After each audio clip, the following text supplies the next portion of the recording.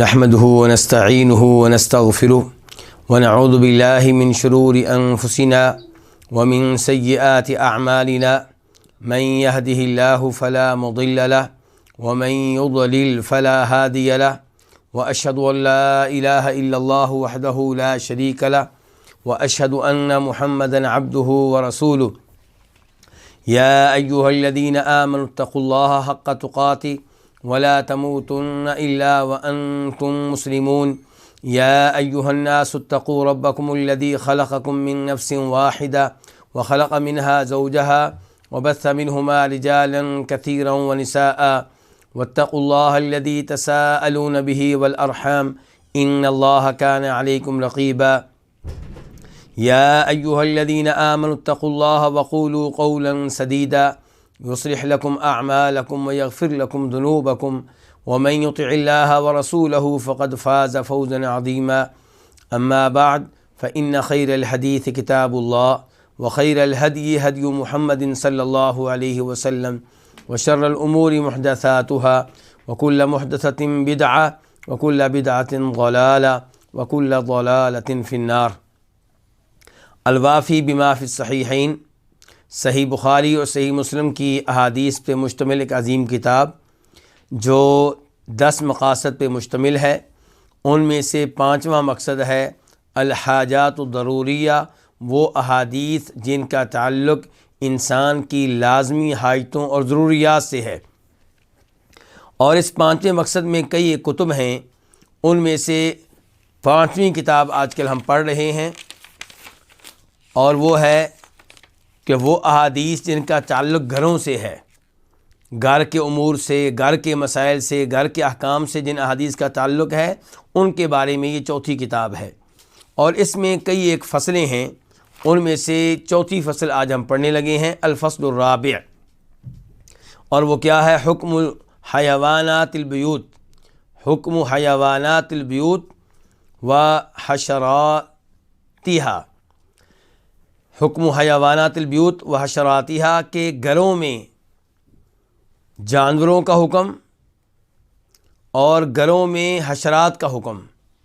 حشرات کیڑے مکوڑے، اور حیوانات حیوان، اس میں یہ اردو کی طرح نہیں ہے بلکہ وسیع لفظ ہے۔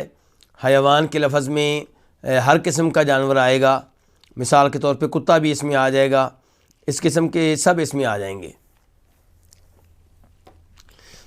پہلا باب، باب النہی عن اتخاذ الکلاب والاجراس، کتے رکھنے کی اور گھنٹیاں رکھنے کی ممانعت۔ حدیث نمبر 1265، 1265 میم۔ اس حدیث کو روایت کرنے والی امام مسلم ہیں۔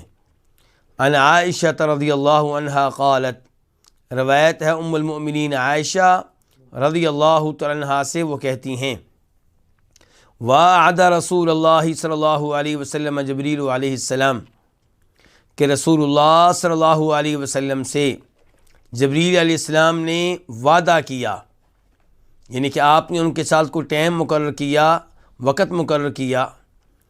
تو وعد رسول اللہ، رسول اللہ صلی اللہ علیہ وسلم سے وعدہ کیا، کس نے؟ جبریل علیہ السلام نے، فی ساعۃ یأتیہ فیہا، ایک گھڑی کا کہ اس میں وہ آپ کے پاس آئیں گے۔ جبریل نے آپ سے طے کیا کہ فلاں وقت میں آپ کے پاس آؤں گا۔ فجاءت تلک الساعۃ ولم یأتہ، تو وہ گھڑی تو آ گئی، وہ وقت تو آ گیا، لیکن جبریل علیہ السلام نہیں آئے۔ وفی یدہ عصا، ام المؤمنین عائشہ فرماتی ہیں کہ نبی علیہ الصلوۃ والسلام کے ہاتھ میں ایک چھڑی تھی، ایک عصا تھا۔ فالقاها من یدی، تو آپ نے اسے اپنے ہاتھوں سے پھینک دیا، یعنی کہ چھڑی آپ کے جو ہاتھوں میں تھی وہ آپ نے پھینک دی۔ افسوس تھا آپ کو کہ جبریل ابھی تک کیوں نہیں آئے۔ افسوس کیوں تھا؟ پریشانی کی وجہ کیا تھی؟ آپ خود ہی فرماتے ہیں، وقال ما یخلف اللہ وعدہ ولا رسلہ، کہ اللہ رب العزت اپنے وعدے کی خلاف ورزی نہیں کرتے، اور اللہ کے رسول بھی اپنے وعدوں کی خلاف ورزی نہیں کرتے۔ اللہ کے رسول چاہے فرشتوں میں سے ہوں اور چاہے انسانوں میں سے ہوں۔ جبریل علیہ السلام اللہ رب العزت کا پیغام نبی علیہ السلام کے پاس لے کر آتے تھے، تو وہ رسول ہیں، لیکن وہ انسانوں میں سے رسول نہیں ہیں، وہ جنوں میں سے رسول ہیں۔ اور انسانوں میں سے رسول جو ہیں انہیں ہم سب جانتے ہیں، جیسا کہ آدم علیہ السلام، نوح علیہ السلام، موسیٰ علیہ السلام، عیسیٰ علیہ السلام، ان میں سے کئی نبی اور رسول ہیں اور کئی صرف نبی ہیں۔ تو آپ فرما رہے ہیں کہ اللہ رب العزت اپنے وعدے کی خلاف ورزی نہیں کرتے، ولا رسلہ، اور اللہ کے رسول بھی خلاف ورزی نہیں کرتے، یعنی کہ اپنے وعدوں کی۔ تو جبریل علیہ السلام چونکہ اللہ کے رسول ہیں، وقت مقرر کیا ہے، نہیں آئے، یہ کوئی بڑا معاملہ ہے، کیونکہ اللہ کے رسول اپنے وعدوں کی خلاف ورزی نہیں کرتے۔ ثم التفتا، پھر آپ نے التفات فرمایا، یعنی کہ اب آپ پریشان ہیں، دائیں بائیں دیکھ رہے ہیں کہ کیا مسئلہ ہے، کیوں نہیں آئے، آپ سوچوں میں پڑے ہوئے ہیں، نگاہ کبھی آپ کی ادھر جا رہی ہے، کبھی ادھر جا رہی ہے۔ تو ثم التفت، پھر آپ نے التفات فرمایا، ان کے گھر کے مختلف جوانب آپ نے دیکھا، دھیان دیا۔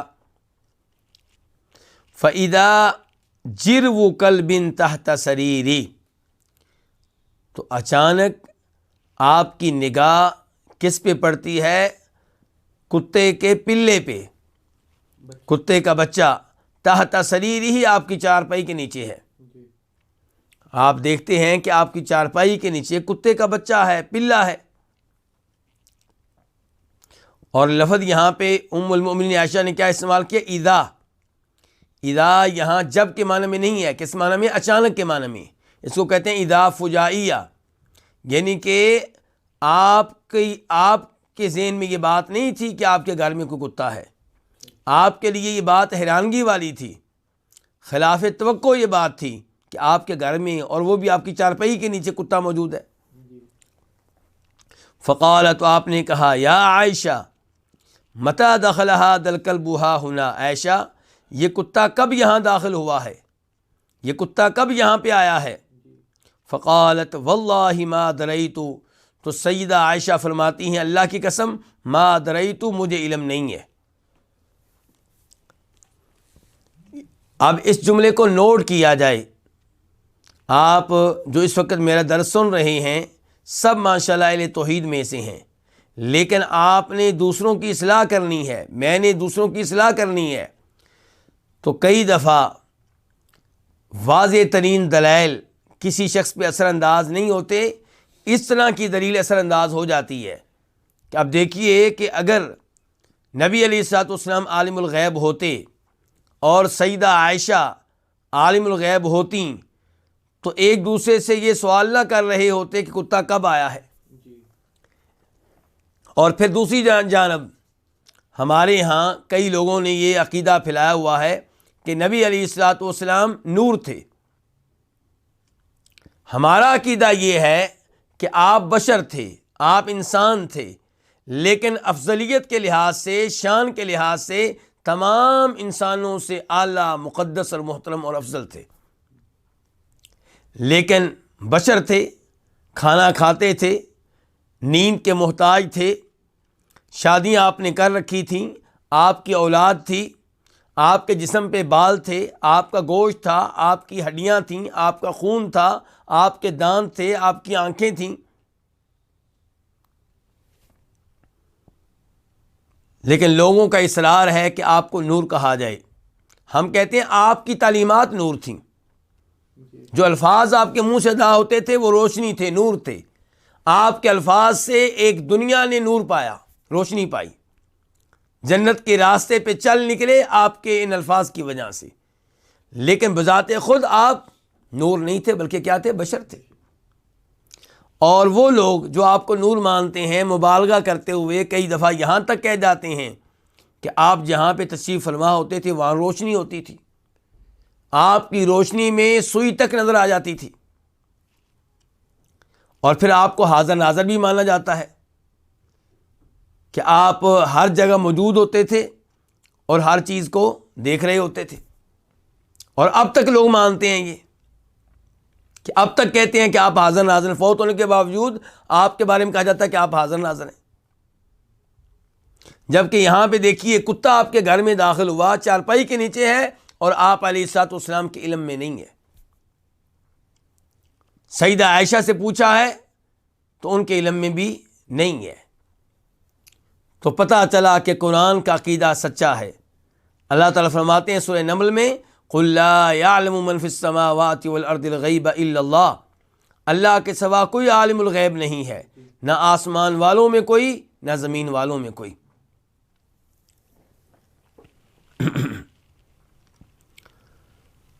تو ام المؤمنین عائشہ اللہ کی قسم اٹھا کے کہہ رہی ہیں اللہ کی قسم مجھے پتہ نہیں ہے.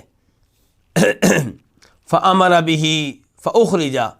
آپ نے اس کے بارے میں حکم دیا. کس کے بارے میں؟ کتے کے بچے کے بارے میں. فَأُخْرِجَ تو اسے نکال دیا گیا، آپ کے گھر سے کتے کو نکال دیا گیا. فَجَاءَ جِبْرِيلُ تو جبریل آئے. جب کتا نکال دیا گیا تو جبریل پہنچ گئے کیونکہ رکاوٹ ختم ہو گئی ہے. فقال رسول اللہ صلی اللہ علیہ وسلم تو فرمایا اس موقع پہ نبی علیہ الصلوۃ والسلام نے وعدتنی آپ نے مجھ سے وعدہ کیا تھا. کس سے کہہ رہے ہیں آپ؟ جبریل علیہ السلام سے کہہ رہے ہیں کہ آپ نے مجھ سے وعدہ کیا تھا. فجلست لک تو میں آپ کی خاطر بیٹھا رہا، یعنی کہ آپ کے انتظار میں بیٹھا رہا. فلم تأتی تو آپ نہیں آئے. گویا کہ آپ کہنا چاہتے ہیں کہ آپ نے اپنے وعدے کی خلاف ورزی کیوں کی؟ جو وقت میرے ساتھ طے کیا تھا اس وقت پہ کیوں نہیں آئے؟ فقال تو وہ کہنے لگے، کون؟ جبریل علیہ السلام. منعنی الکلب الذی کان فی بیتک. مجھے اس کتے نے روکے رکھا جو آپ کے گھر میں تھا. انا لا ندخل بیتا فیہ کلب ولا صورہ. ہم ایسے گھر میں داخل نہیں ہوتے جس گھر میں کوئی کتا ہو اور نہ اس گھر میں جس میں کوئی تصویر ہو، کوئی مجسمہ ہو.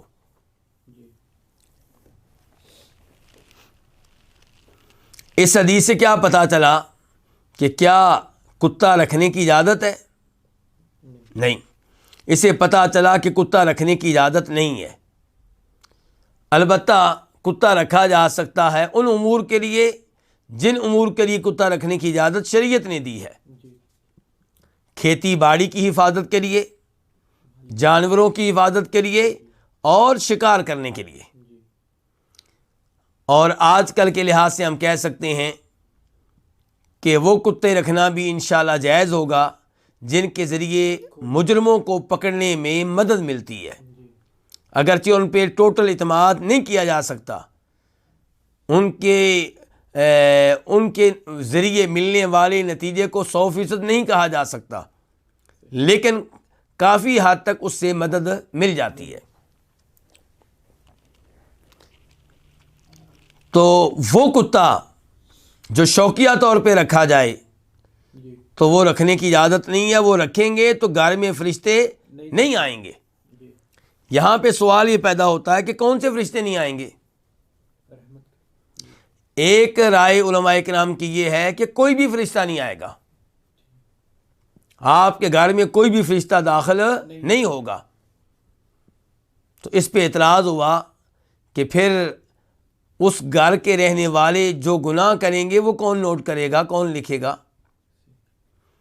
تو جواب یہ دیا گیا کہ اللہ رب العزت کے لیے کیا مشکل ہے کہ اللہ رب العزت ان فرشتوں کو ان کے اقوال اور ان کے اعمال کے بارے میں بتاتے رہیں جب کہ یہ فرشتے اس آدمی کے گھر کے باہر موجود ہوں.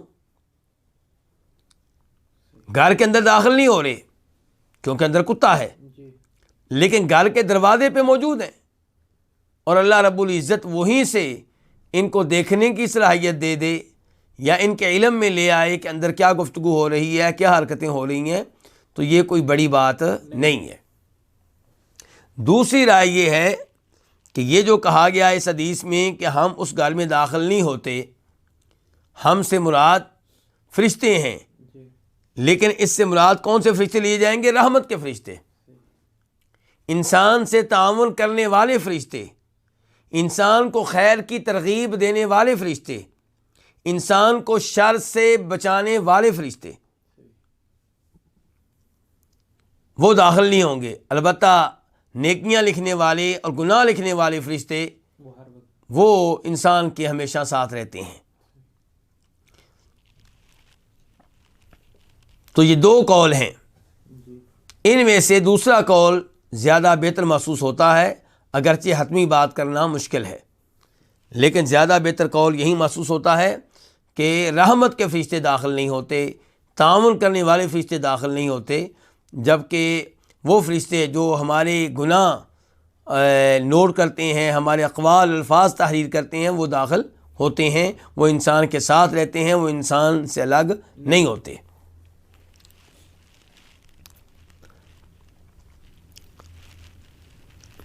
اس کے بعد سوال یہ پیدا ہوتا ہے کہ یہ کس کتے کی بات کی جا رہی ہے؟ جبریل کہہ رہے ہیں علیہ السلام کہ ہم اس گھر میں داخل نہیں ہوتے جس میں کیا ہو؟ کوئی کتا ہو۔ تو کون سا کتا مراد ہے یہاں پہ؟ اس میں بھی دو رائے ہیں۔ ایک رائے علماء اکرام کی یہ ہے کہ گھر میں کوئی بھی کتا نہیں ہونا چاہیے، یعنی کہ وہ کتا بھی نہیں ہونا چاہیے جس کتے کی رکھنے کی آپ کو اجازت دی گئی ہے۔ شکار کا کتا، کھیتی باڑی کا کتا کھیتی باڑی کے پاس ہونا چاہیے، جانوروں کا کتا وہاں پہ ہونا چاہیے جہاں پہ کیا ہے؟ جانور ہیں۔ اور شکار کا کتا جو ہے وہ بھی گھر سے باہر ہو، گھر کے اندر نہ ہو۔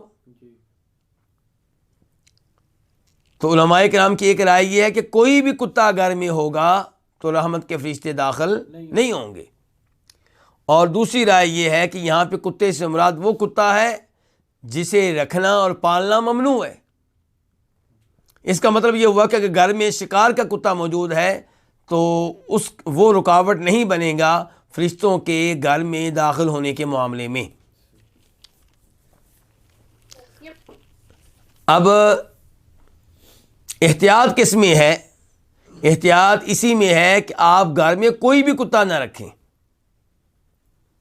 آپ کا وہ کتا جو شکاری کتا ہے وہ بھی گھر کے اندرونی حصے میں موجود نہ ہو، البتہ گھر کے صحن میں اگر کسی جگہ بندھا ہوا ہے تو شاید اس میں کوئی حرج نہ ہو۔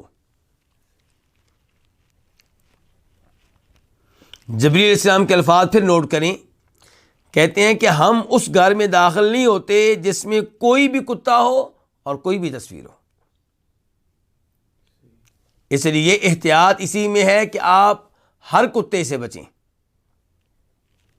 کیونکہ لفظ کیا ہے؟ کلب نکرہ لفظ ہے، کوئی بھی کتا، اور کلب سے پہلے کیا ہے؟ لا، یعنی کہ نکرہ نفی کے سیاق میں آیا ہے، تو یہ عموم کا فائدہ دیتا ہے کہ کسی قسم کا کتا ہو تو ہم اس گھر میں داخل نہیں ہوتے۔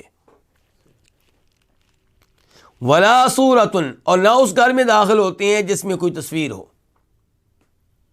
تو اس تصویر سے مراد کون سی تصویر ہے پھر؟ ممنوع تصویر۔ وہ کس کی ہے؟ جاندار چیزوں کی۔ اگر درختوں کی تصویر ہے تو اس میں انشاءاللہ کوئی حرج نہیں ہے۔ تو مراد تصویر ہے جانداروں کی، انسانوں کی، جانوروں کی، پرندوں کی، ان چیزوں کی جن میں روح ہوتی ہے۔ اور اگر یہ تصویر مجسمے کی شکل میں ہے تو یہ سب سے زیادہ خطرناک ہے۔ شیر کا مجسمہ، ہرن کا مجسمہ، گھوڑے کا مجسمہ، ہاتھی کا مجسمہ، یہ سارے ممنوع ہیں۔ اور ایسے انسانوں کے مجسمے، یہ فلاں سیاسی لیڈر کا مجسمہ ہے، یہ جنگ آزادی کے فلاں ہیرو کا مجسمہ ہے، یہ سب جو ہیں نہایت خطرناک ہیں اور یہ اللہ رب العزت کو ناراض کرنے کے مترادف ہیں۔ اس کے بعد وہ تصویریں جو ہاتھ سے بنائی گئی ہوتی ہیں، وہ کاغذ پہ ہوں، وہ کپڑے پہ ہوں، وہ دیواروں پہ بنائی گئی ہوں، یہ سب کی سب جو ہیں یہ بھی غلط ہیں اور ان کو بھی ختم کرنا چاہیے، اور یہ بھی فرشتوں کے گھر میں داخل آنے میں رکاوٹ ہیں۔ اس کے بعد رہ گئی وہ تصویریں جو موبائل کی ہوتی ہیں، جو کیمرے کی ہوتی ہیں، تو ان کے بارے میں گزشتہ درس میں تفصیل سے گفتگو ہو چکی ہے کہ ان کے بارے میں اختلاف ہے کہ کیا یہ ناجائز تصویریں ہیں یا جائز ہیں۔ تو خلاصہ میں نے یہی بیان کیا تھا کہ اختلاف کی وجہ سے احتیاط بہتر ہے۔ جہاں پہ اس تصویر کی ضرورت ہو، کوئی فائدہ ہو، وہاں پہ اگر آپ یہ تصویر لیتے ہیں تو امید ہے کہ کوئی حرج نہیں ہوگا، لیکن شوقیہ تصویریں، شادی کی تصویریں، برتھ ڈے کی تصویریں، یادگار کے طور پہ ان تصویروں سے بچا جائے۔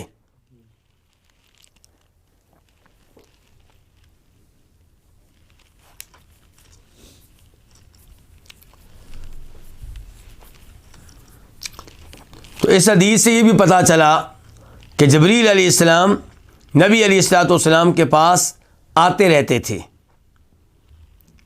اور یہ بھی ہم جانتے ہیں کہ عام طور پہ وہ انسانی شکل میں آتے تھے۔ ان کی اصلی شکل و صورت میں نبی علیہ الصلوۃ والسلام نے ان کو 2 بار دیکھا ہے۔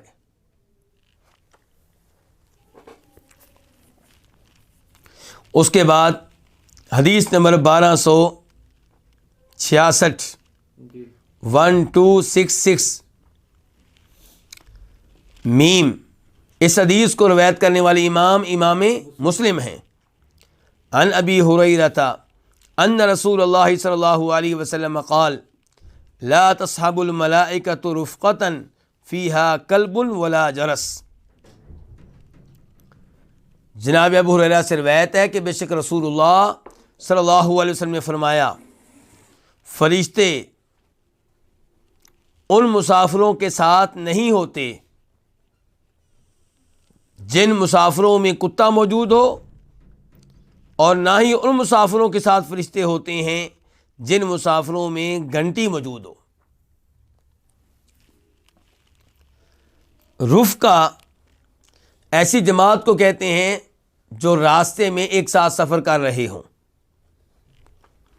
تو فرشتے ایسے لوگوں کے ساتھ نہیں چلتے، ایسے لوگوں کے قریب نہیں آتے جن میں کوئی کتا ہو یا جن میں گھنٹی ہو۔ اس سے آپ اندازہ لگا سکتے ہیں کہ کتا ایسا جانور ہے جس سے شریعت ہمیں روکتی ہوئی نظر آتی ہے۔ کبھی کہا جاتا ہے کہ جہاں پہ کتے ہوں گے وہاں پہ رحمت کے فرشتے نہیں آئیں گے۔ کبھی کہا جا رہا ہے کہ اگر راستے میں آپ کے ساتھ ساتھ کتا بھی چل رہا ہے تو فرشتوں کا ساتھ آپ کو نصیب نہیں ہوگا۔ اور کبھی حدیث میں ہم سے کہا جاتا ہے کہ جس برتن میں کتا منہ ڈال لے اسے آپ نے 7 مرتبہ دھونا ہے اور 1 بار مٹی سے دھونا ہے۔ اور کبھی ہم سے کہا جاتا ہے کہ جو کوئی کتا پالے گا، کتا رکھے گا، اس کی نیکیوں میں روزانہ کی بنیاد پہ کمی آئے گی۔ اس کے باوجود ہم دیکھتے ہیں کہ مسلمان کتوں کا اہتمام کرتے ہیں، کتے گھروں میں رکھتے ہیں اور پالتے ہیں، اور ان کو وہی اہمیت دیتے ہیں جو وہ اپنی اولاد کو اہمیت دیتے ہیں، بلکہ بسا اوقات کتوں کو اپنی اولاد سے بڑھ کر اہمیت دے رہے ہوتے ہیں۔ تو اس لیے کتوں سے مسلمانوں کو بچ کے رہنا چاہیے۔ جہاں شریعت نے کتا رکھنے کی اجازت دی ہے وہاں پہ کتا رکھنا جائز ہوگا، اس کے علاوہ کتے سے بچا جائے۔ یہ دنیا کے لحاظ سے بھی بہتر ہے اور آخرت کے لحاظ سے بھی اسی میں خیر ہے۔ اور اس حدیث سے بھی پتہ چلا، گزشتہ حدیث سے، کہ نبی علیہ السلام کے گھر میں کتا تھا، مدینہ کا کتا تھا، اس کے باوجود نبی علیہ السلام نے آنے سے انکار کر دیا تھا۔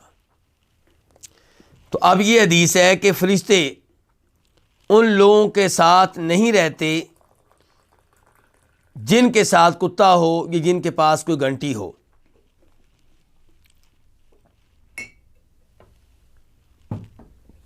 گھنٹی اسے نبی علیہ الصلوۃ والسلام نے ایک حدیث میں ارشاد فرمایا، الجرس مزامیر الشیطان، گھنٹی جو ہے یہ شیطان کا باجا ہے۔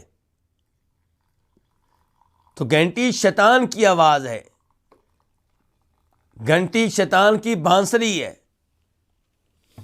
تو تو اس لیے ان موسیقی پہ مشتمل گھنٹیوں سے بچا جائے۔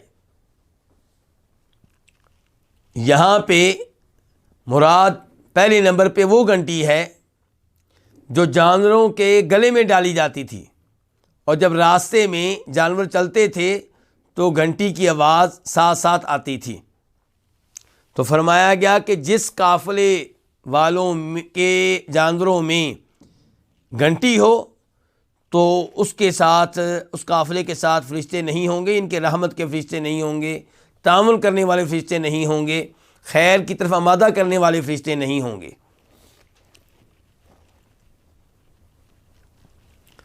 موجودہ زمانے میں موبائل کی گھنٹیاں،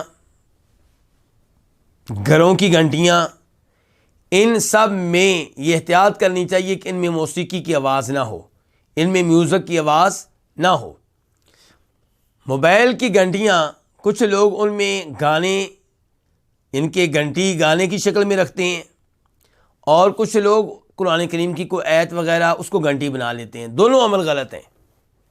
قرآن کریم اس لیے نازل نہیں ہوا کہ اسے آپ گھنٹی کے طور پہ استعمال کریں، اور یہ بھی قرآن کے آداب کے خلاف ہے کہ گھنٹی بج رہی ہو، آپ واش روم میں ہوں اور وہاں پہ گھنٹی بج رہی ہے، قرآن کی آیت پڑھی جا رہی ہے، یا گھنٹی بج رہی ہے اور آپ مصروف ہیں، آپ فوراً بند کر دیتے ہیں، آیت مکمل بھی نہیں ہونے دیتے۔ تو یہ اور اس طرح کے دیگر امور کی وجہ سے موبائل کی گھنٹی سادہ ہونی چاہیے، اس میں نہ قرآن ہو اور نہ شیطان کی آواز ہو۔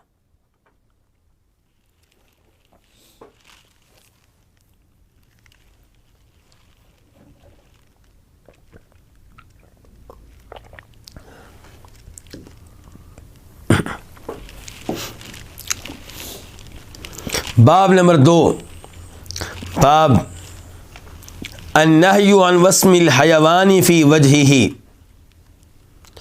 جانور کو داغ لگا کر نشانی لگانے کی ممانعت، لیکن کہاں پہ؟ چہرے پہ، یعنی کہ جانور کے چہرے پہ داغ لگا کر نشانی لگانے کی ممانعت۔ آپ کوئی نشانی لگانا چاہتے ہیں تاکہ آپ کا جانور گم نہ ہو جائے، تاکہ آپ کے جانور کو کوئی چوری نہ کر لے، تو نشانی آپ لگا سکتے ہیں، آپ کو اجازت ہے، لیکن چہرے پہ نہیں۔ جانور کے چہرے پہ بھی داغ لگانے کی اجازت نہیں ہے۔ اس سے اندازہ لگائیے کہ اسلام نے کس قدر خیال رکھا ہے انسانوں کا، کیونکہ شریعت نے جانوروں کا اتنا خیال رکھا ہے تو انسان کا خیال کس قدر رکھا ہوگا آپ اندازہ لگا سکتے ہیں۔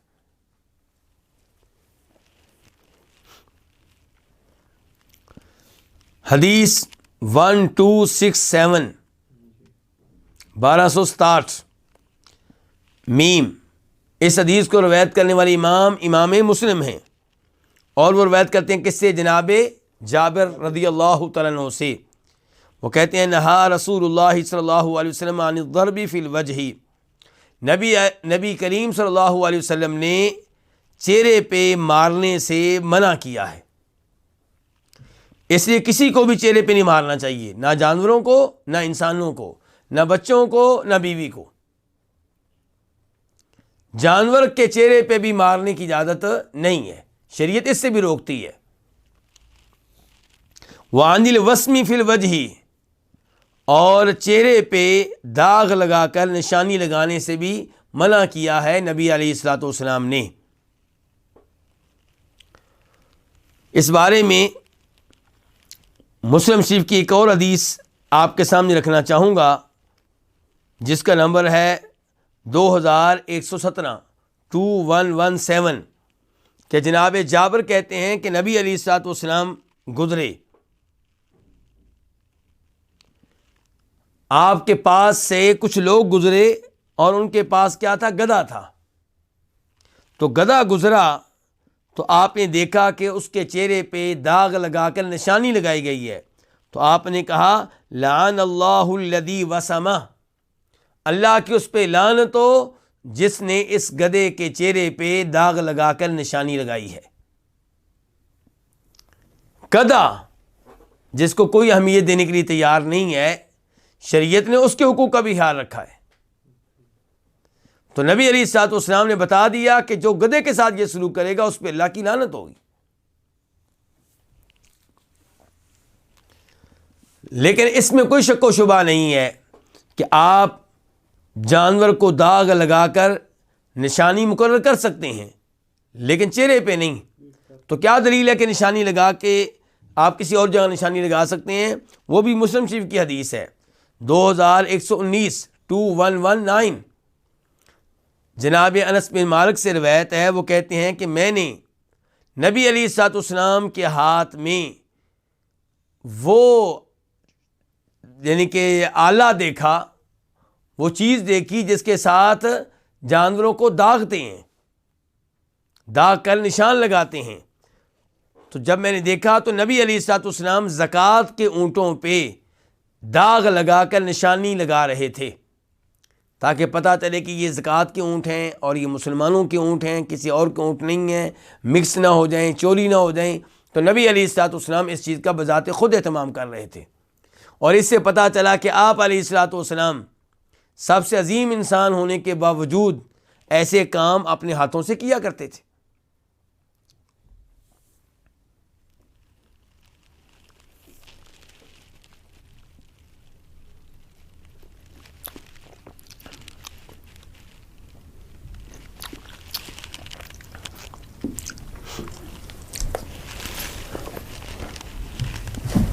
اس کے بعد باب نمبر 3، باب قتل الحیات. یہ باب ہے سانپوں کو مارنے کے بارے میں، سانپوں کو قتل کرنے کے بارے میں. حدیث نمبر 1268 قاف. اس حدیث کے بیان کرنے پہ اتفاق ہے کس کس کا؟ امام بخاری کا اور امام مسلم کا.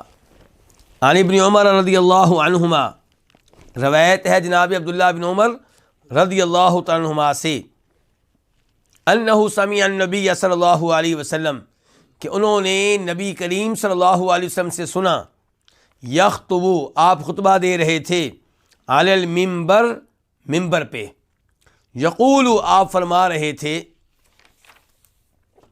اقتل الحیات، سانپوں کو مار ڈالو، سانپوں کو قتل کر دو. وقتلوا ذی الطفیلتین والابتر، قتل کر دو پیٹھ پہ 2 سفید لکیروں والے سانپوں کو.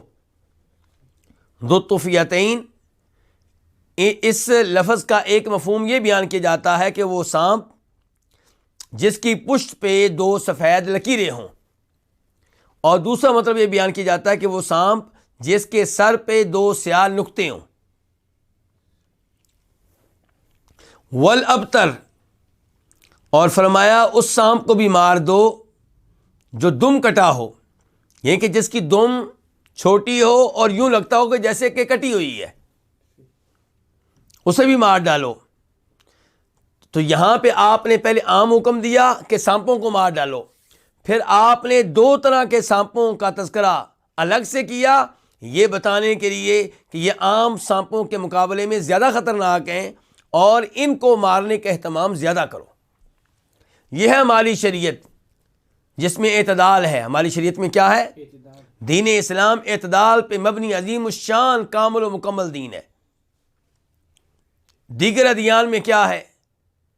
کہیں جانوروں پہ ظلم ہے، انسانوں پہ ظلم ہے، کوئی روکنے والا نہیں ہے، اور کہیں پہ وہ لوگ سانپوں کے حقوق کے بارے میں لکھ رہے ہوں گے، باتیں کر رہے ہوں گے، کتوں کے حقوق کے بارے میں باتیں کر رہے ہوں گے، جبکہ ہماری شریعت کیا کہتی ہے کہ سانپ کو قتل کیا جائے.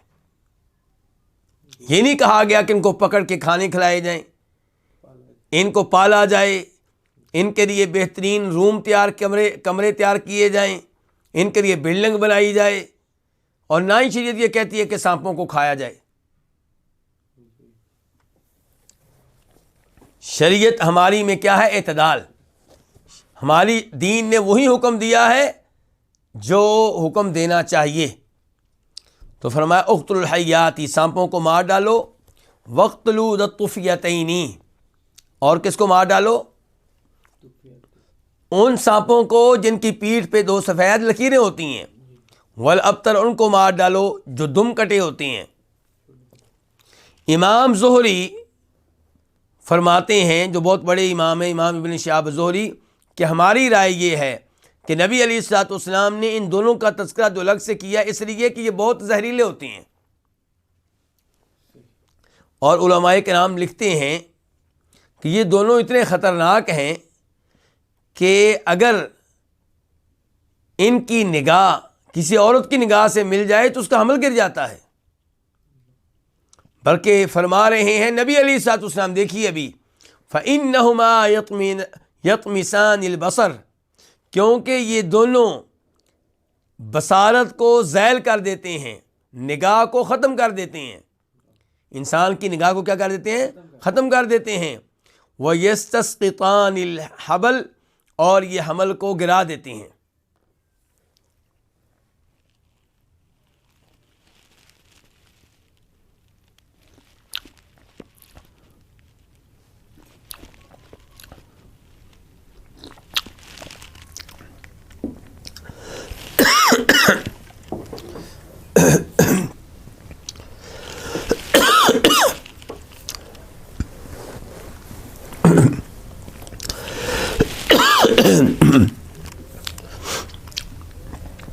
یعنی کہ اگر ان کی نگاہ عورت کی نگاہ سے مل جائے تو عورت کا حمل گر جاتا ہے۔ اب کیا ایسے خطرناک سانپوں کے بارے میں اسلام یہ کہے کہ ان کی حفاظت کرو، ان کی پرورش کرو؟ نہیں، اسلام کیا کہتا ہے کہ ان کو قتل کرو، ان کو مار ڈالو۔ قال عبداللہ کہتے ہیں، عبداللہ کون سے؟ عبداللہ بن عمر، فَبَيْنَا أَنَا أُطَارِدُ حَيَّةً لِأَقْتُلَهَا، جب کہ میں ایک سانپ کا پیچھا کر رہا تھا تاکہ میں اسے قتل کر دوں، اسے مار ڈالوں۔ فَنَادَانِي أَبُو لُبَابَةَ، مجھے آواز دی ابو لبابہ نے۔ ابو لبابہ کون ہیں؟ یہ ابو لبابہ ابن عبد المنذر الانصاری، انہوں نے مجھے آواز دی، لا تقتلها، آپ اسے قتل نہ کریں۔ فقلت، تو میں نے کہا، یہ کون کہہ رہے ہیں میں نے کہا؟ عبداللہ بن عمر۔ عبداللہ بن عمر کہہ رہے ہیں میں نے کہا، ان رسول اللہ صلی اللہ علیہ وسلم قد امر بقتل الحیات، کہ بے شک نبی علیہ الصلوۃ والسلام نے سانپوں کو مارنے کا حکم دیا ہے۔ یعنی کہ آپ کہہ رہے ہیں کہ میں نہ ماروں، جب کہ نبی علیہ السلام نے حکم دیا ہے مارنے کا، اللہ کے رسول کی حدیث۔ قال، وہ کہنے لگے، کون؟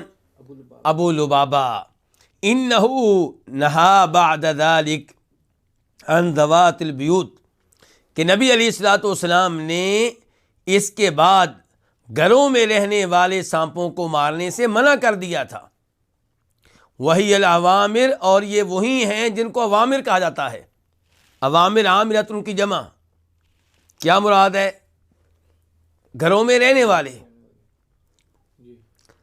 تو نبی علیہ الصلوۃ والسلام نے گھروں میں ایک عرصے سے رہنے والے سانپوں کو مارنے سے روکا ہے، منع کیا ہے۔ اس کا کیا سبب ہے؟ اس کی کیا وجہ ہے؟ کیونکہ سانپ کئی دفعہ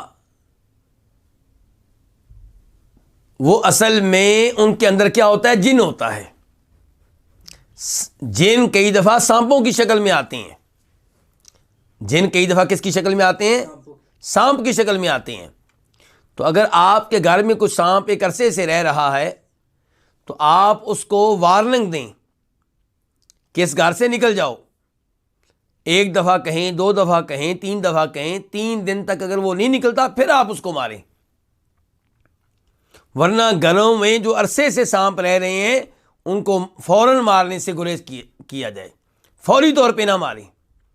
نظر آئے آپ اپنی احتیاط کریں، آپ اپنے ہاتھ میں ڈنڈا لے لیں، چھڑی لے لیں، تیار کھڑے ہو جائیں اگر آپ کو حملہ کرتا ہے، لیکن آپ اپنی تیاری کر کے اس کو آواز دیں کہ نکل جاؤ، یہاں سے چلے جاؤ۔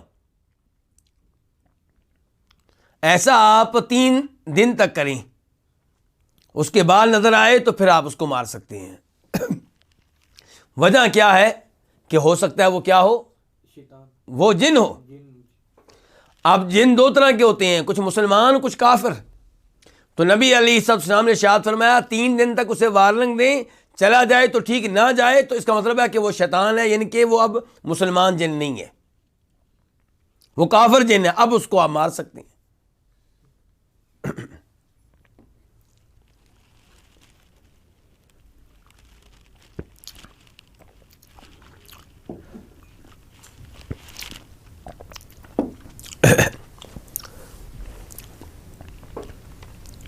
صحیح حدیث ہے کہ مدینہ منورہ میں ایک صحابی نے ایک سانپ کو مارنے کی کوشش کی تو سانپ نے آگے سے مقابلہ کیا اور پھر دونوں ختم ہو گئے۔ صحابی کہتے ہیں، روایت بیان کرنے والے، کہ ہم یہ نہیں کہہ سکتے کہ کون ان میں سے پہلے فوت ہوا، سانپ پہلے فوت ہوا یا وہ صحابی پہلے فوت ہوئے۔ تو یہ بات نبی علیہ الصلوۃ والسلام سے ذکر کی گئی، آپ کے سامنے رکھی گئی، تو تب آپ نے کہا تھا کہ مدینہ میں کئی جن رہتے ہیں جو مسلمان ہو چکے ہیں، وہ سانپ کی شکل میں نظر آئیں تو انہیں فوراً نہ مارو، انہیں وارننگ دو، تنبیہ کرو، 3 دن تک انتظار کرو، اس کے بعد تم اسے مار سکتے ہو۔ البتہ اس سے یہ پتہ چلا کہ وہ سانپ جو گھروں سے باہر نظر آئیں تو انہیں آپ فوری طور پہ مار سکتے ہیں، وہاں پہ یہ انتظار ضروری نہیں ہے۔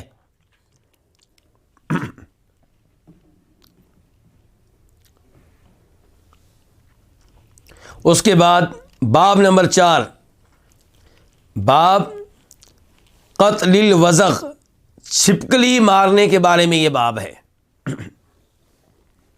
حدیث نمبر 1269، 1269 قاف۔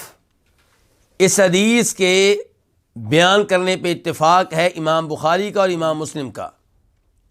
عن ام شریک رضی اللہ عنہما، رضی اللہ عنہا، روایت ہے سیدہ ام شریک سے، اور ان کا نام تھا غزیہ۔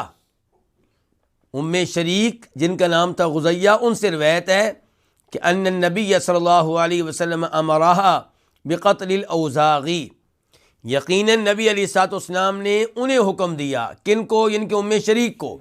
کیا حکم دیا؟ چھپکلیوں کو مارنے کا۔ آپ نے حکم دیا کہ چھپکلیاں جہاں نظر آئیں ان کو مارو۔ وزاد فی روایت للبخاری، اور بخاری شریف کی ایک روایت میں اضافہ آیا ہے کہ وقال، اور فرمایا نبی علیہ الصلوۃ والسلام نے، کان ینفخ علی ابراہیم علیہ السلام، کہ یہ چھپکلی ابراہیم علیہ السلام پہ پھونکے مارتی تھی۔ کیوں؟ تاکہ لگی ہوئی آگ تیز ہو جائے۔ جس آگ میں ابراہیم علیہ السلام کو پھینکا گیا تھا، اور ابراہیم علیہ السلام اس وقت کیا پڑھ رہے تھے؟ حسبنا اللہ و نعم الوکیل، اللہ ہی ہمارے لیے کافی ہے اور اللہ بہترین کارساز ہے۔ وہاں چھپکلی پھونکے مار رہی تھی تاکہ آگ تیز ہو، تاکہ ابراہیم علیہ السلام آگ میں جل جائیں۔ اس لیے نبی علیہ الصلوۃ والسلام نے حکم دیا ہے اس کو مارنے کا، اور یہ ایک وجہ ہے، ایک سبب ہے، ورنہ اس میں بہت زہر پایا جاتا ہے، تو بہرحال شریعت نے اس کو مارنے کا حکم دیا ہے تو اس کو مارنا چاہیے۔ ہم سب کو یہ اصول ذہن میں رکھنا چاہیے کہ جس رب کی طرف سے دین اسلام ہے اور اس نے ان چیزوں کو مارنے کا حکم دیا ہے، وہی ان چیزوں کا خالق ہے، تو وہ بہتر جانتا ہے کہ کس چیز کو زندہ رہنا چاہیے، کس کو ختم ہو جانا چاہیے۔ اور اس میں بھی میرا اور آپ کا امتحان ہے۔ اللہ رب العزت نے ابلیس کو کیوں پیدا کیا ہے؟ کیوں مہلت دی ہوئی ہے؟ ابلیس کو مہلت کیوں دی ہوئی ہے؟ میری اور آپ کی آزمائش کے لیے۔ ورنہ اللہ چاہیں تو نہ ابلیس رہے، نہ ابلیس کے چیلے رہیں، نہ یہ کافر رہیں اور صرف مسلمان رہتے ہوں، لیکن پھر میرے اور آپ کے ایمان کے امتحان کیسے ہوگا؟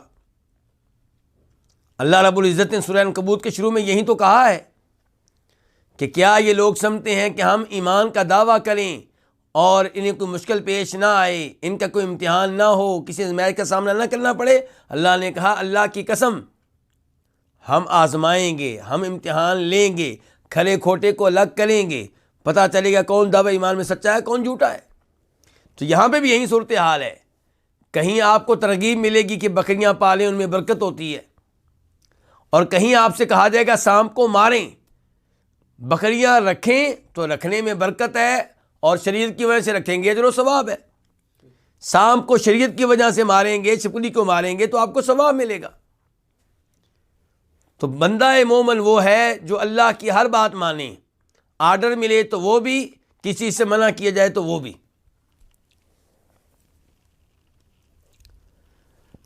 یہاں پہ ایک اور حدیث آپ کے سامنے رکھنا چاہوں گا جسے امام مسلم روایت کرتے ہیں، اور مسلم شریف میں اس کا نمبر ہے 2240۔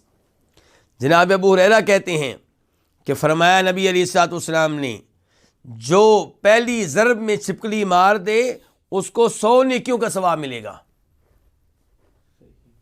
اور جو چھپکلی مارنے کی کوشش کرے لیکن وہ کامیابی اسے پہلی ضرب میں نہ ملے بلکہ دوسری ضرب میں ملے تو اسے بھی نیکیاں ملیں گی، لیکن پہلی ضرب سے مارنے والے کو جو نیکیاں ملیں گی اس سے کم، اور جو تیسری ضرب میں مارنے میں کامیاب ہو اس کو بھی نیکیاں ملیں گی، لیکن ظاہر ہے ان کے مقابلے میں کم ملیں گی جنہوں نے دوسری ضرب میں ہی مار لیا۔ یہ فرق کیوں ہے پہلی ضرب میں، دوسری ضرب میں، تیسری ضرب میں؟ علماء کرام نے اس کی حکمتیں لکھی ہیں۔ اس کی ایک حکمت یہ ہے کہ شریعت چاہتی ہے کہ ایک ہی ضرب میں چھپکلی مر جائے اور اسے تکلیف نہ ہو، ایسا نہ ہو کہ وہ تڑپتی رہے۔ آپ کی پہلی ضرب ہی اس قدر مؤثر ہونی چاہیے کہ چھپکلی فوراً مر جائے اور اس کی کہانی ختم ہو جائے۔ تو اس سے آپ اندازہ لگا سکتے ہیں کہ شریعت چھپکلی کے بارے میں ہم سے کیا چاہتی ہے۔ اس کے ساتھ ہی 5واں مقصد اپنے اختتام کو پہنچا، اور یہ فصل جو ہے جو گھروں کے جانوروں کے بارے میں تھی وہ بھی اپنے اختتام کو پہنچی، اور اب ہم بڑھتے ہیں 6 مقصد کی طرف، اور یہ مشتمل ہے ان احادیث پہ جن کا تعلق کس سے ہے؟ معاملات سے ہے۔ انسان جو معاملہ کرتا ہے کسی کے ساتھ، انسان کا معاملہ پڑوسیوں کے ساتھ، رشتہ داروں کے ساتھ، کاروبار میں اس کا معاملہ اپنے گاہک کے ساتھ، کسٹمر کے ساتھ، تو یہ سارے ان معاملات کے بارے میں یہ 6 مقصد ہے۔ اور اس میں بھی کئی کتابیں ہیں، ان میں سے پہلی کتاب کیا ہے؟ البیوع۔ الکتاب الاول کیا ہے؟ البیوع۔ یہ بیع کے بارے میں ہے، لین دین کے بارے میں، چیز خریدنے اور بیچنے کے بارے میں۔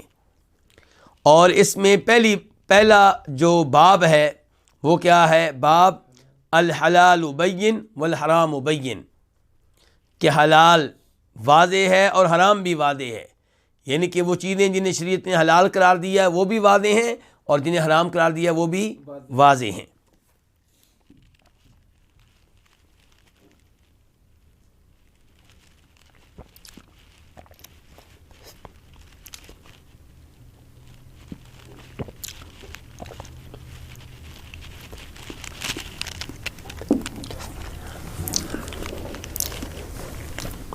حدیث نمبر 1270 1270 قاف۔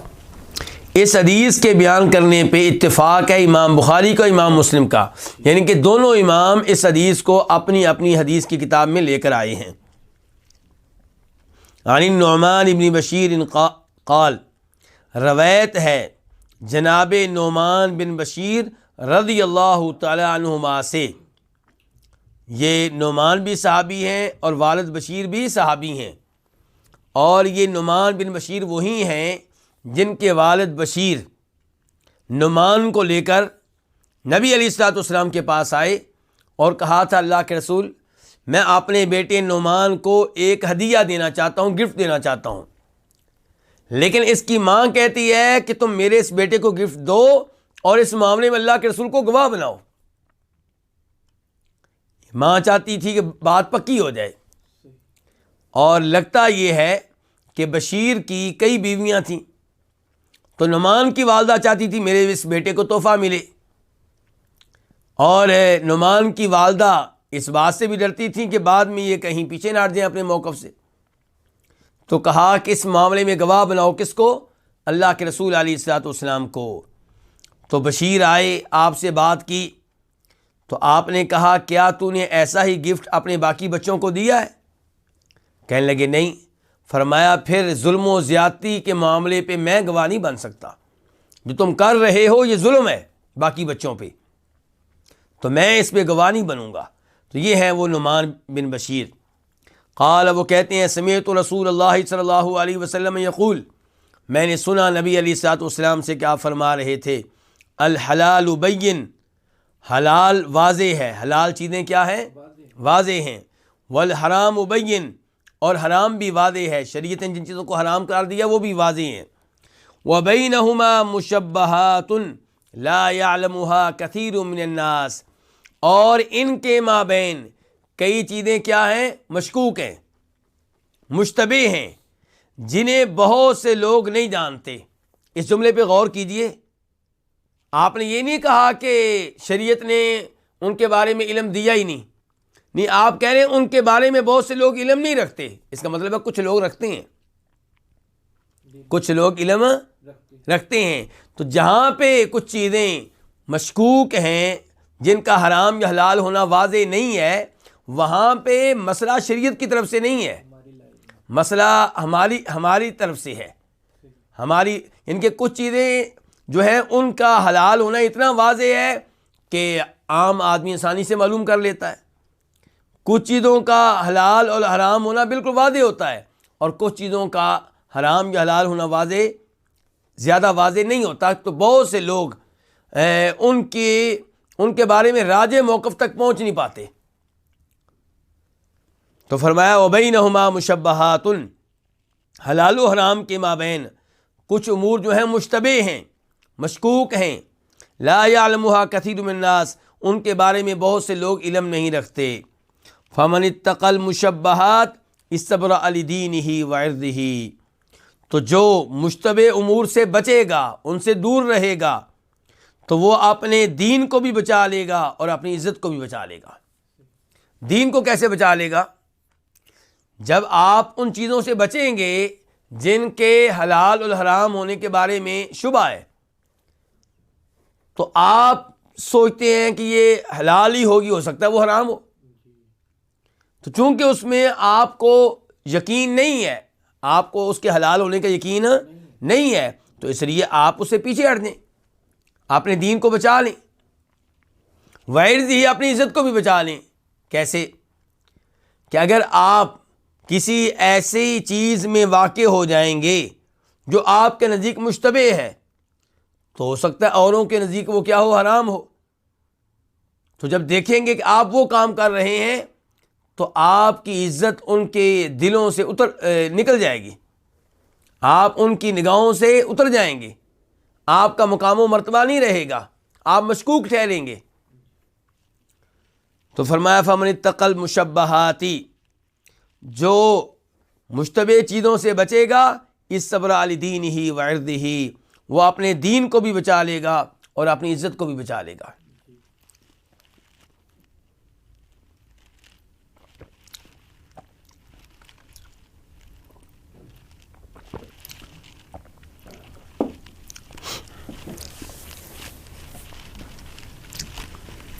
ومن وقع فی الشبہات کراع یرعی حول الحما، میں آپ کو ایک مثال دیتا ہوں،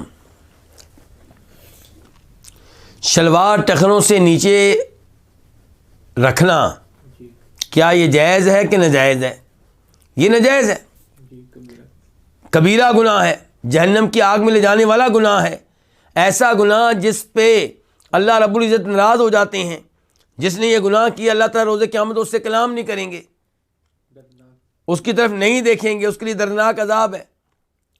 لیکن کچھ علماء کرام یہ رائے رکھتے ہیں کہ اگر آپ کی شلوار ٹخنوں سے نیچے اس لیے ہے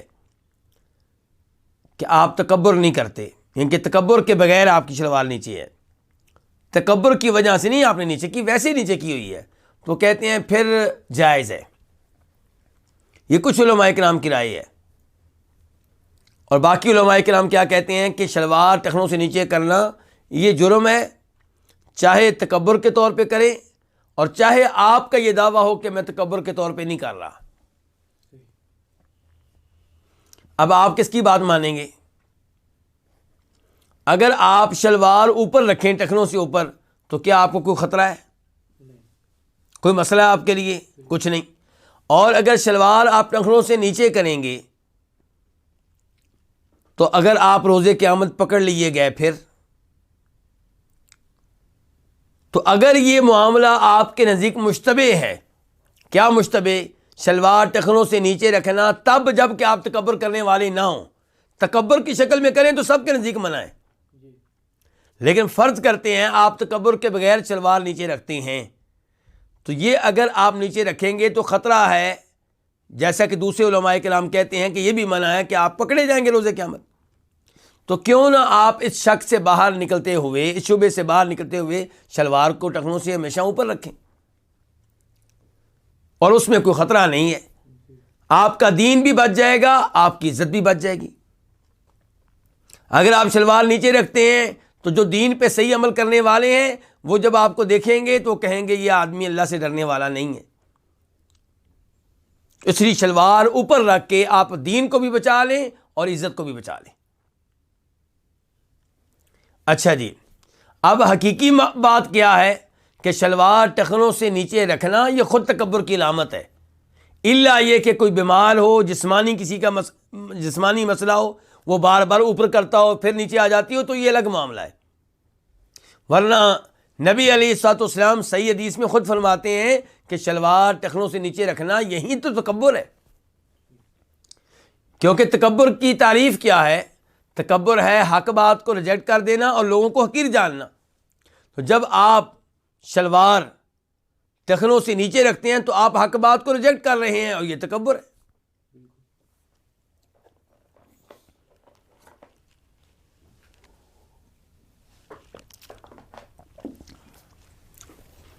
دوسری مثال،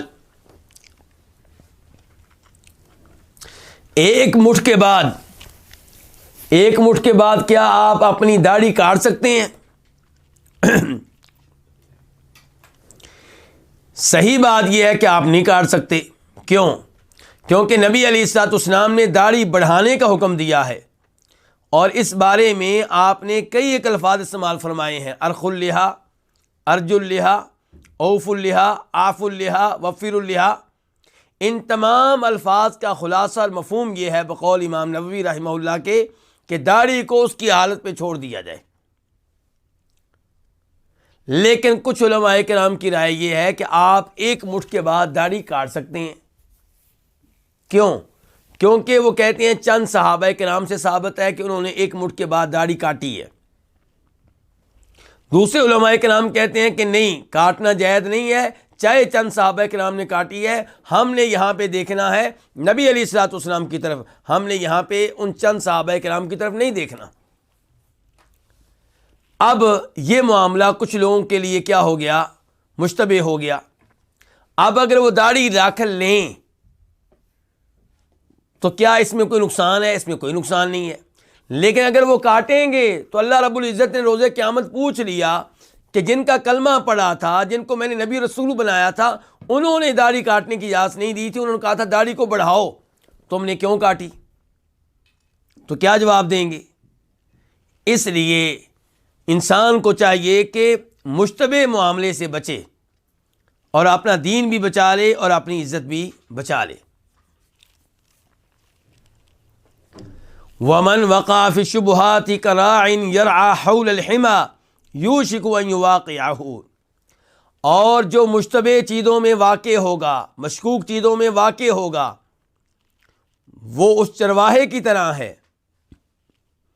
جو مشکوک چیزوں میں واقع ہوگا اس چرواہے کی طرح جو بکریاں چراتا ہے چراگاہ کے ارد گرد، تو یوشکو وہ قریب ہے ان یواقعہ کہ اس میں واقع ہو جائے.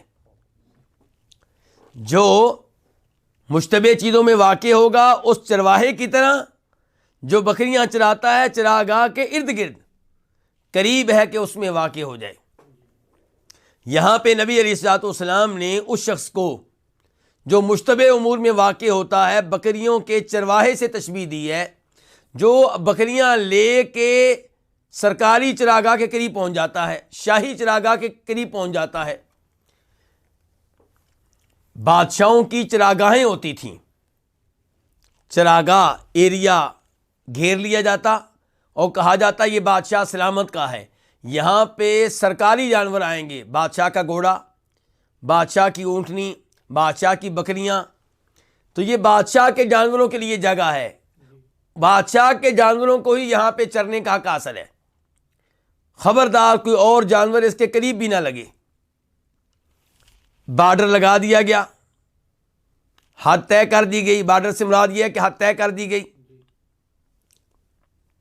اب ایک چرواہا اپنی بکریاں لے کر جاتا ہے اور وہ دیکھتا ہے کہ چراگاہ کے ارد گرد بہت گھاس ہے، کہتا ہے میں اپنی بکریاں ادھر لے جاتا ہوں اور بکریوں کے آگے میں کھڑا ہو جاؤں گا، ان کو داخل نہیں ہونے دوں گا بادشاہ کی چراگاہ میں۔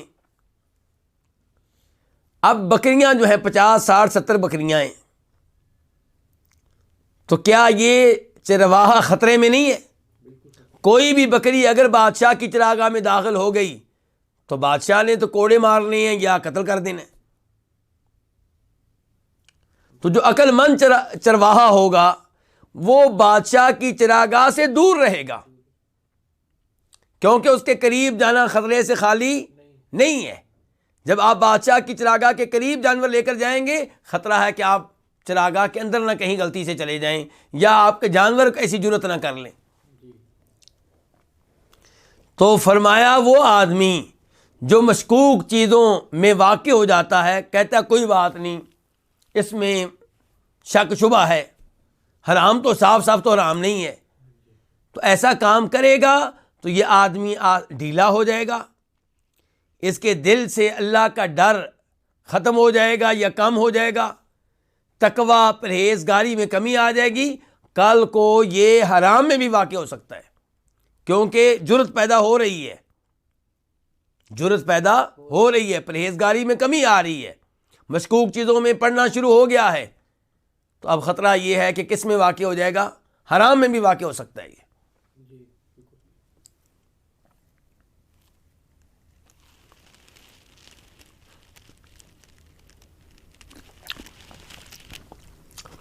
تو فرمایا ومن وقع فی شبہات، اور جو شبہات میں واقع ہو، کراعین اس چرواہے کی طرح جو بکریاں جو جانور چراتا ہے، حول الحما چراگاہ کے ارد گرد، یعنی سرکاری چراگاہ کے ارد گرد، بادشاہ کی چراگاہ کے ارد گرد، یوشکو قریب ہے کہ ان یواقعہ کہ وہ اس میں واقع ہو جائے۔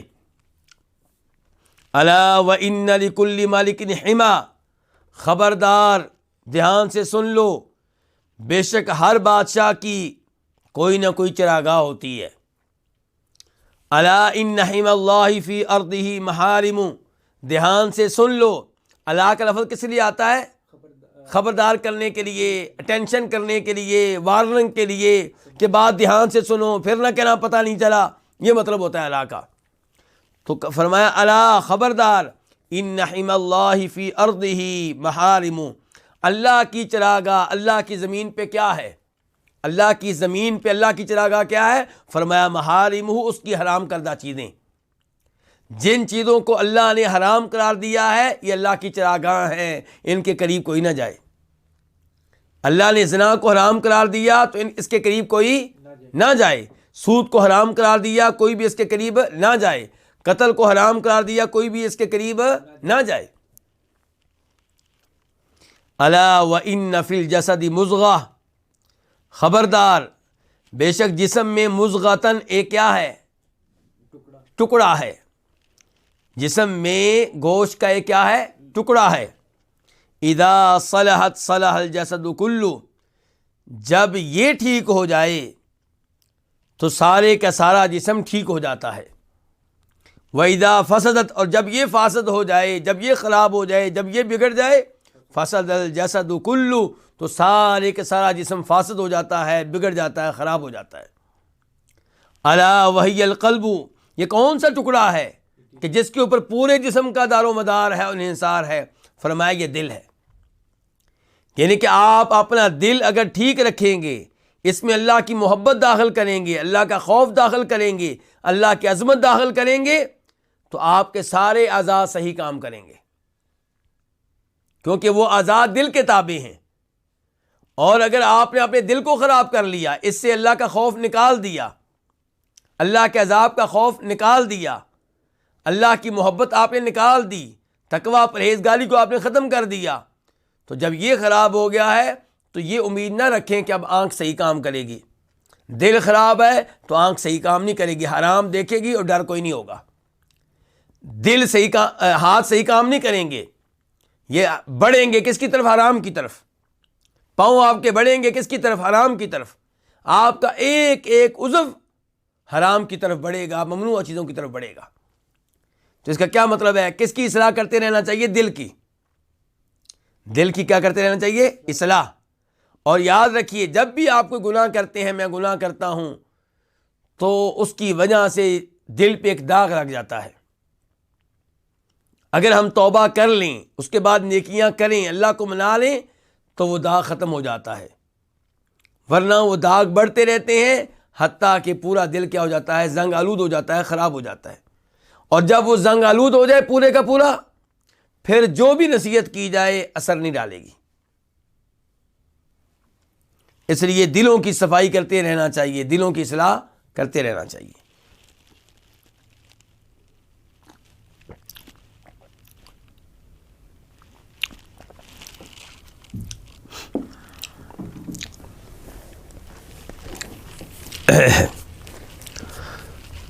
اس کے بعد تو اب اس حدیث نے کیا پیغام دیا ہمیں جو پڑھ کے ہم فارغ ہوئے ہیں، کہ حرام سے تو بچنا ہی بچنا ہے، مشکوک چیزوں سے، مشتبہ چیزوں سے بھی بچیں، تاکہ آپ کس سے بچ سکیں؟ حرام سے. کیونکہ جو مشکوک اور مشتبہ چیزوں سے بچے گا وہ حرام سے بدرجہ اولا بچے گا، اور جو مشتبہ چیزوں کا ارتکاب کرے گا خطرہ یہ ہے کہ وہ حرام کا بھی ارتکاب کرے گا. باب نمبر 2، باب من لم یبالی من حیث کسب المال. یہ باب ہے اس شخص کے بارے میں جس نے پرواہ نہیں کی کہ اس نے کہاں سے مال کمایا، مال کدھر سے آیا اس کو پرواہ نہیں ہے، بس مال آنا چاہیے. اس کو غرض اس بات سے ہے کہ میرے پاس کتنا مال ہے، کیسا ہے، کہاں سے آیا، اس کی اس کو پرواہ نہیں ہے. اور یہاں پہ آگے بڑھنے سے پہلے میں امام بخاری رحمہ اللہ کے بارے میں بیان کرنا چاہوں گا کہ امام بخاری رحمہ اللہ کے والد گرامی جب فوت ہونے والے تھے تب انہوں نے کہا ان لوگوں سے جو ان کے پاس بیٹھے تھے کہ میرے مال میں حرام کا ایک بھی درہم نہیں ہے، بلکہ ایک بھی درہم ایسا نہیں ہے جو مشکوک ہو، جس کے بارے میں مجھے شبہ ہو کہ شاید یہ حرام کا ہو. مجھے مکمل یقین ہے میری ساری کمائی حلال کی ہے.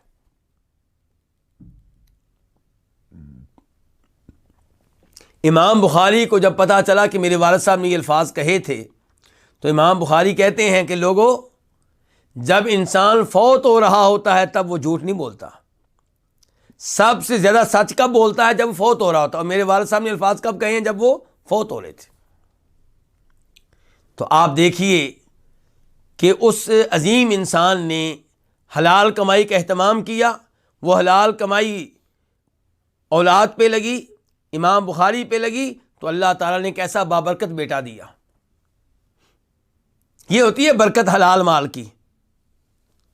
اور حرام مال جو اولاد اس سے تیار ہوگی، وہ کیسے لوگ ہوں گے؟ جو آپ کے لیے مشکلات پیدا کریں گے دنیا میں بھی اور آخرت میں بھی.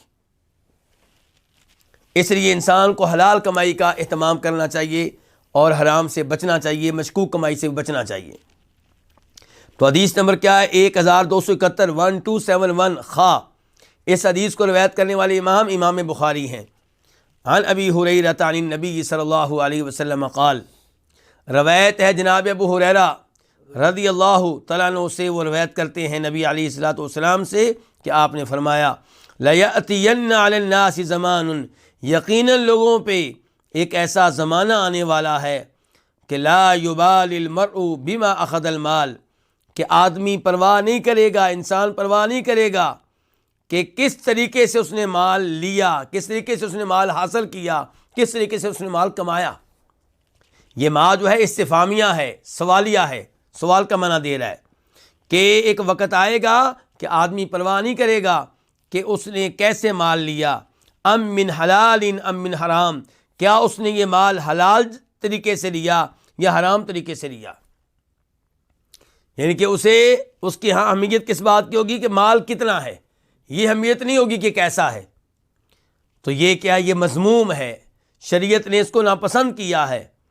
کامیاب ہے وہ جو اپنی ایک ایک کمائی کے بارے میں سوچے اور خیال کرے کہ یہ حلال کی ہے یا حرام کی ہے، اور کوشش کرے کہ اس کے گھر میں اور اس کے پیٹ میں، اس کی بیگم بچوں کے پیٹ میں صرف حلال کا مال جائے، حرام کا نہ جائے۔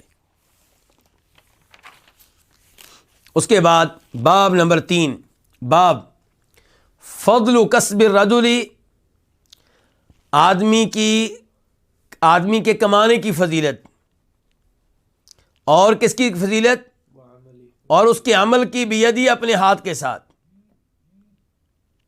یعنی کہ آدمی کمائے اور کام کرے اپنے ہاتھوں کے ساتھ، اس کی فضیلت ہے، ہاتھ کی کمائی کی فضیلت ہے۔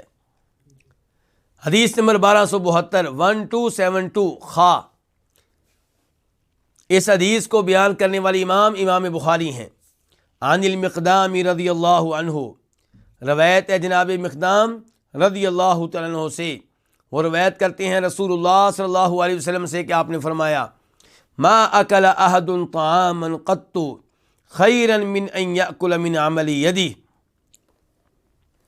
کسی نے کبھی بھی کوئی کھانا نہیں کھایا، قطو کا معنی کیا ہے، کبھی بھی، کسی نے کبھی بھی کوئی ایسا کھانا نہیں کھایا جو اس کے ہاتھ کی کمائی کے کھانے سے بہتر ہو۔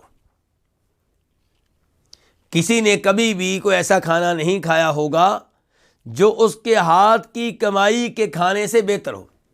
یعنی کہ جو کھانے آپ کھاتے ہیں ان میں سے سب سے بہتر کھانا وہ ہے جو آپ نے اپنے ہاتھ کی کمائی سے حاصل کر کے کھایا۔ تو اس میں ترغیب دی جا رہی ہے کہ آپ کام کریں، محنت کریں، خود کمائیں اور کھائیں، یعنی کہ لوگوں سے مانگیں نہیں، لوگوں کے مال پہ قبضہ نہ کریں، چوری نہ کریں، ڈاکے نہ ڈالیں، بلکہ محنت مزدوری کر کے، محنت مزدوری کے کئی طریقے ہیں، کھیتی باڑی، صنعت، تجارت، تو یہ سارے خیر کے کام ہیں اور ان میں انشاءاللہ کوئی حرج نہیں ہے۔ فرمایا وَإِنَّ نَبِيَّ اللَّهِ داؤد علیہ السلام كَانَ يَأْكُلُ مِنْ عَمَلِ يَدِهِ، اور یقیناً اللہ کے نبی داؤد علیہ السلام اپنے ہاتھ کی کمائی میں سے کھایا کرتے تھے، اپنے ہاتھ کے عمل سے کھایا کرتے تھے، یعنی کہ اپنے ہاتھ کی کمائی کھایا کرتے تھے۔ داؤد علیہ السلام کے بارے میں آتا ہے کہ وہ زرہیں بناتے تھے، کیا بناتے تھے؟ زرہیں، اور اس کی کمائی سے وہ کھایا کرتے تھے۔ تو سارے انبیاء کرام علیہ السلام محنت کرتے رہے ہیں، ہر نبی نے بکریاں چرائی ہیں۔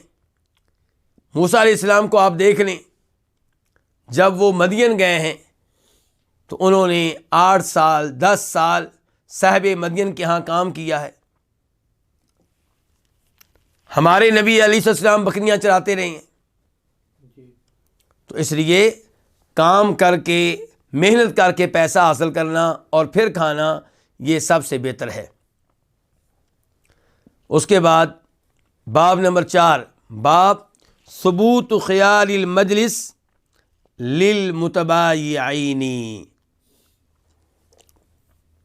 للمتبایعین کا معنی کیا ہے؟ متبایع ایک آدمی کو کہتے ہیں، متبایعین 2 ہو گئے، یعنی کہ آپس میں 2 بیع کرنے والے، متبایعین آپس میں 2 بیع کرنے والے، ایک خریدنے والا دوسرا بیچنے والا۔ اور خیار کا معنی کیا؟ اختیار، آپشن۔ مجلس کو کہتے ہیں، ثبوت ثابت ہونا۔ تو دو آپس میں بیع کرنے والوں کے لیے خیار مجلس کا ثبوت. کس کا ثبوت؟ خیار مجلس کا.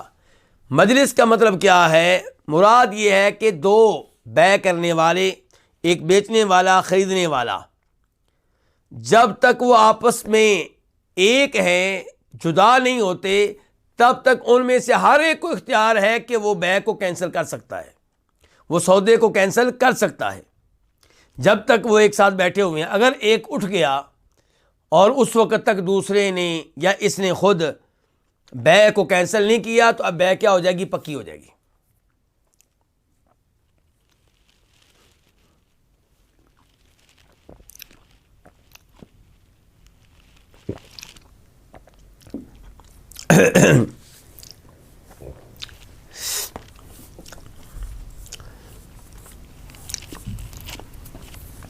حدیث نمبر 1273 1273 قاف. اس حدیث کے بیان کرنے پہ اتفاق ہے امام بخاری کا اور امام مسلم کا. عن عبداللہ بن عمر رضی اللہ عنہما، روایت ہے جناب عبداللہ بن عمر رضی اللہ تعالیٰ عنہما سے، ان رسول اللہ صلی اللہ علیہ وسلم قال المتبايعان كل واحد منهما بالخيار على صاحبه ما لم يتفرقا الا بيع الخيار. المتبايعان، آپس میں بیع کرنے والے، ایک خریدنے والا دوسرا بیچنے والا، ان میں سے ہر ایک کو بالخیار اختیار ہے، علی صاحبہ، اپنے ساتھی کے خلاف، ما لم یتفرقا، جب تک کہ یہ جدا نہ ہو جائیں، جب تک کہ یہ الگ نہ ہو جائیں، الا بیع الخیاری، الا یہ کہ اختیار والی بیع ہو. اب یہاں پہ دو مسئلے بیان ہوئے ہیں. ایک یہ کہ بیع اختیار والی ہے، یعنی کہ وہ بیع ہے جس میں ان دونوں نے آپس میں کچھ طے کر لیا ہے، یا تو یہ طے کر لیا ہے کہ میری اور تمہاری بیع ابھی سے پکی ہوگی، کہانی ختم، اب نہ تم کینسل کر سکتے ہو نہ میں کر سکتا ہوں. ایک شکل یہ ہے. دوسری شکل یہ ہے کہ ان میں سے ایک نے کہا کہ آپ مجھے 3 دن دیں، بیع میری تمہاری ہو گئی ہے لیکن 3 دن تک مجھے اختیار رہے گا، اگر 3 دنوں سے پہلے میں نے کینسل کرنا چاہیے تو میں کر سکتا ہوں. تو شریعت کہہ رہی ہے، حدیث کہہ رہی ہے، اگر وہ خود ہی آپس میں بیع کو پکا کرنے کے لیے یا اس کو توڑنے کے لیے کوئی میعاد یا وقت طے کر لیتے ہیں تو ٹھیک، اور اگر ان کی بیع ہوتی ہے اور اس میں تذکرہ نہیں ہے اس چیز کا کہ بیع اس میں آپشن ہے یا نہیں ہے، اختیار ہے یا نہیں ہے، تو پھر شریعت بتا رہی ہے کہ ان دونوں کو اختیار اس وقت تک ہے جب تک کہ یہ اکٹھے ہیں. بیع کے بعد اکٹھے بیٹھے ہوئے ہیں، 1 گھنٹہ 2 گھنٹہ 3 گھنٹے 4 گھنٹے الگ نہیں ہو رہے، تو جب تک یہ اکٹھے ہیں ان میں سے کسی کو بھی حق حاصل ہے کہ وہ بیع کو کیا کر دے؟ کینسل کر دے، بیع کو ختم کر دے، سودے کو ختم کر دے. لیکن اگر ان میں سے ایک اٹھ کے چلا گیا تو اب کیا ہو جائے گا؟ بیع کیا ہو جائے گی؟ پکی ہو جائے گی. اور یہاں الگ ہونے سے مراد جسمانی طور پہ الگ ہونا ہے. الگ ہونے سے مراد کیا ہے؟ جسمانی طور پہ الگ ہونا ہے. کچھ علماء کرام کہتے ہیں نہیں، یہاں الگ ہونے سے مراد ہے گفتگو کے لحاظ سے الگ ہونا. کیا مطلب؟ کہ جب تک ان کی گفتگو سودے کے بارے میں ہو رہی ہے تب تک ان کو اختیار ہے بیع کو کینسل کرنے کا. جب موضوع تبدیل ہو گیا، موضوع بیع ہوئی، اس کے بعد مسئلے شروع ہو گئے نماز کے، مسئلے شروع ہو گئے قربانی کے،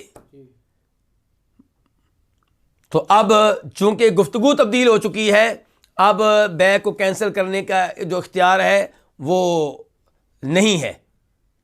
گفتگو کے تبدیل ہونے سے ہی بیع کینسل کرنے کا اختیار کیا ہو گیا؟ ختم ہو گیا. لیکن صحیح بات یہ ہے کہ یہاں پہ الگ ہونے سے مراد کیا؟ جسمانی طور پہ الگ ہونا. جب تک ایک جگہ موجود ہیں، گفتگو کبھی اس موضوع پہ ہو رہی ہے کبھی اس موضوع پہ ہو رہی ہے، لیکن دونوں ایک جگہ پہ ہیں، آخری وقت تک ان میں سے ہر ایک کو حق حاصل ہے کہ وہ بیع کو کیا کر دے؟ کینسل کر دے. لیکن اگر کوئی اٹھ کے چلا گیا، اب بیع کیا ہو جائے گی؟ پکی ہو جائے گی.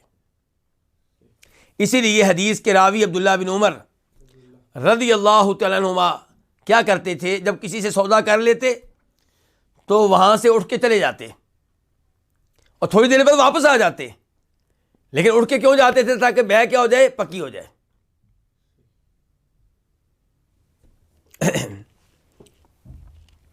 تو کیا فرمایا نبی علیہ السلام نے؟ پھر سن لیں کہ المتبایعانی، دو بیع کرنے والے، کل واحد منہما، ان میں سے ہر ایک کو بالخیار اختیار حاصل ہے، علی صاحبی، اپنے ساتھی کے خلاف۔ کس چیز کا اختیار حاصل ہے؟ بیع کو کینسل کرنے کا، بیع کو فسخ کرنے کا، بیع کو ختم کرنے کا۔ ما لم یتفرقا، جب تک کہ وہ دونوں جدا نہ ہو جائیں، الا بیع الخیاری، الا یہ کہ بیع کون سی ہو؟ اختیار والی ہو۔ اگر سودا بیع اختیار والا ہے کہ ان دونوں نے خود ہی کچھ طے کر لیا ہے، تو پھر جو انہوں نے طے کیا ہے اس کے مطابق معاملہ ہوگا۔ مثال کے طور پہ انہوں نے طے کر لیا سودا کرتے ہی کہ چاہے ہم 5 گھنٹے اکٹھے بیٹھیں، چاہے 6 گھنٹے بیٹھیں، ہماری بیع ابھی پکی ہو رہی ہے، بتاؤ بھائی کرنی ہے بیع؟ جی کر لی ہے، ٹھیک ہے، اب اس کے بعد نہ تمہیں اختیار ہے کینسل کرنے کے نہ مجھے، ٹھیک ہے۔ اب اگر ان میں سے کوئی 1 گھنٹے کے بعد کہیں نہیں میں بیع نہیں کرنا چاہتا، تو اب وہ حدیث پیش کرے بھی تو حدیث اس کے حق میں نہیں ہوگی، کیونکہ حدیث کہہ رہی ہے الا بیع الخیاری۔ یا دونوں نے کیا طے کیا تھا کہ 3 دن کے بعد، 3 دن تک آپ بھی کینسل کرنا چاہیں کر سکتے ہیں، میں بھی کرنا چاہوں کر سکتا ہوں، اختیار ہے۔ 2 دن کے بعد ایک کہتا ہے، مثال کے طور پہ بیچنے والا کہتا ہے بھائی میں سودا ختم کر رہا ہوں، وہ کہتا ہے نہیں جی اب تو وقت گزر گیا، کیونکہ حدیث میں آیا ہے اختیار اس وقت تک ہے جب تک کہ آپ الگ نہیں ہو جاتے، اور ہم تو 2 دن ہو چکے ہیں الگ ہو چکے ہیں۔ تو یہاں پہ حدیث کا آدھی حدیث کا حوالہ دینا درست نہیں ہے، پوری حدیث کیا؟ الا بیع الخیاری۔ شریعت نے کہا تھا کہ جب وہ آپس میں کچھ طے نہ کریں تو پھر شریعت بتا رہی ہے کہ کیا ہوگا، کیا بتا رہی ہے کہ جب تک وہ ایک جگہ بیٹھے ہوئے ہیں، ایک مجلس میں بیٹھے ہوئے ہیں، الگ نہیں ہوتے، ان دونوں میں سے ہر ایک کو کینسل کرنے کا اختیار حاصل ہے۔ لیکن اگر وہ خود ہی کوئی اور چیز طے کر لیتے ہیں اس لحاظ سے، جیسے یہاں پہ انہوں نے کیا طے کیا تھا؟ 3 دن، تو اب 3 دن تک ہر ایک کو آپشن رہے گا، اختیار رہے گا بیع کو کینسل کرنے کا۔ اس کے بعد ہم بڑھتے ہیں باب نمبر 5 کی طرف۔ باب من یخدع فی البیع، باب ہے اس شخص کے بارے میں جس کو بیع میں کیا ہو جاتا ہو؟ دھوکہ، جس کو دھوکہ دیا جاتا ہو، تو وہ کیا کرے؟ حدیث نمبر 1274 1274 قاف، اس کو روایت کیا امام بخاری نے، امام مسلم نے۔ عن عبداللہ بن عمر رضی اللہ عنہما، روایت ہے جناب عبداللہ بن عمر رضی اللہ عنہما سے، ان رجلا ذکر للنبی صلی اللہ علیہ وسلم انہ یخدع فی البیوع، کہ بے شک ایک آدمی نے ذکر کیا نبی علیہ الصلوۃ والسلام سے کہ انہ یخدع، کہ اسے دھوکہ دیا جاتا ہے، فی البیوع، بیع میں، جب وہ بیع کرتا ہے تو لوگ اس کو دھوکہ دے دیتے ہیں۔ فقال، تو آپ نے کہا اذا بایعت، جب تم بیع کرو، فقل، تو تم یہ کہہ دو لا خلابۃ، دھوکہ نہیں ہوگا، دھوکہ نہیں چلے گا۔ تو یہاں پہ وضاحت نہیں آئی، دوسری روایت میں وضاحت آئی ہے کہ آپ نے فرمایا جب تم بیع کرتے ہوئے کہہ دو گے کہ دھوکہ نہیں چلے گا، اور پھر بعد میں پتہ چل گیا کہ اس میں دھوکہ کیا گیا ہے، تو تمہاری بات سنی جائے گی اور بیع کو کینسل کیا جائے گا۔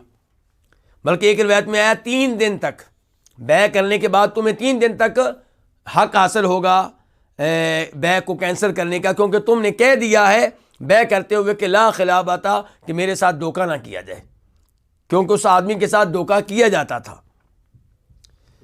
تو بہرحال اس سے کیا پتہ چلا کہ بیع میں دھوکے وغیرہ سے بچنا چاہیے اور شریعت کے اصولوں کو اپنانا چاہیے۔ بڑے قیمتی ابواب آگے آ رہے ہیں، بڑے قیمتی مسائل آ رہے ہیں بیع کے تعلق سے، اور ہم میں سے ہر کوئی بیع کرنے والا ہے، یہ بھی ذہن میں رکھیے گا۔